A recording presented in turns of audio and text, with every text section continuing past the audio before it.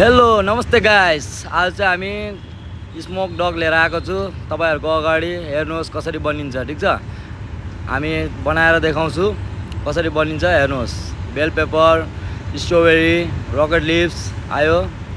अब हेर्नुहोस्, salt, paper, अन्त तपाईको आउँदैछ यसमा अब ग्रीन लेटुस, अन्त आइसबर्ग।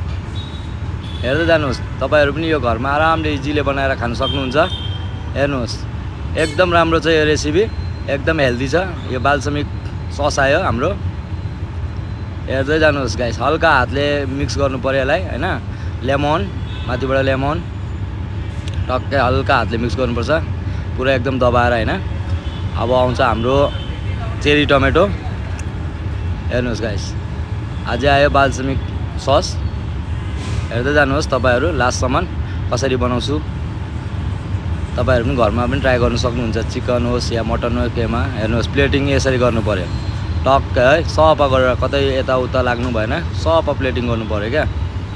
हेर्दा पनि मजाको। अब आयो हाम्रो स्मोक डग। ठीक छ, डग भनेको चाहिँ हाँसको मासु। हेर्नुहोस्, र देखिसक्नु भएको छ तपाईहरुले।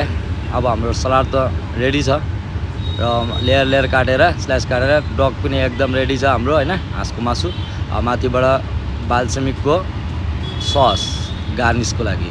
ठीक छ, अन्त हेर्दै जानुहोस् तपाईहरु। आज यसमा आउँछ अब तपाईको एप्पलको साल्सा, माथिबाट सलादको ड्रेसिङको लागि एप्पल साल्सा प्लस एप्पलको सस। हेर्दै जानुहोस्, हेर्नुहोस् कस्तो राम्रो बनिएको छ हैन। तपाईहरु पनि एकदम ट्राई गर्न सक्नुहुन्छ गाइस।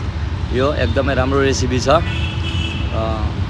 लास्टसम्म हेरिराख्नुहोस्, र मन परेमा तपाईहरु लाइक गर्नुहोस्, कमेन्ट गर्नुहोस्, शेयर गर्नुहोस्। ठीक छ, अब माथिबाट गार्निसको लागि फेरि पनि आयो बाल्समिक सस। हेर्नुहोस्, वाउ कति राम्रो छ हैन।